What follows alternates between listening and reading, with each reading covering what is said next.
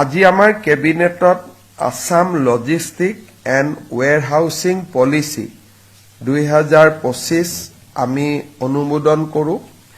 ইয়াৰ জৰিয়তে আমি অসমক এখন লজিষ্টিক হাবলৈ ৰূপান্তৰ কৰাৰ বাবে আমি চেষ্টা কৰিম।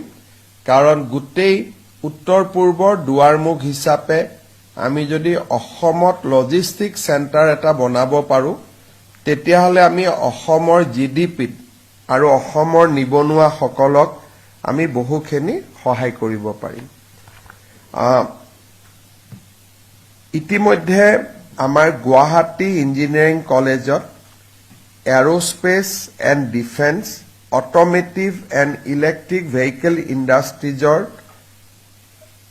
চাকৰি কৰিবৰ বাবে যিটো নলেজ লাগে, জ্ঞান লাগে, তাক আনিবৰ বাবে বা তাক জানিবৰ বাবে আমি আসাম ইঞ্জিনিয়াৰিং কলেজত ডাঙৰ এটা প্ৰকল্প নিৰ্মাণ কৰি আছো, য'ত নেকি Dassault system India private limited, যোনে ৰাফেল আদিৰ কাম কৰে, তেওঁলোকে এই প্ৰকল্পটো অসম চৰকাৰৰ লগত যুটীয়া উদ্যোগত আগবঢ়াই নিব।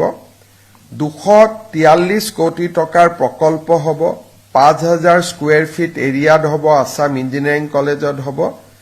ইয়াৰে 200 কোটি টকা দছাল্ট ইঞ্জিনিয়াৰিং ছিষ্টেম লিমিটেডে ব্যয় কৰিব, 43 কোটি টকা ৰাজ্য চৰকাৰে ব্যয় কৰিব।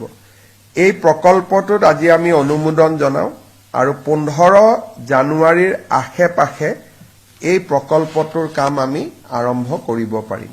যিকোনো খবৰৰ বাবে যোগাযোগ কৰক 7099017330 লগতে 7099017110 নম্বৰত।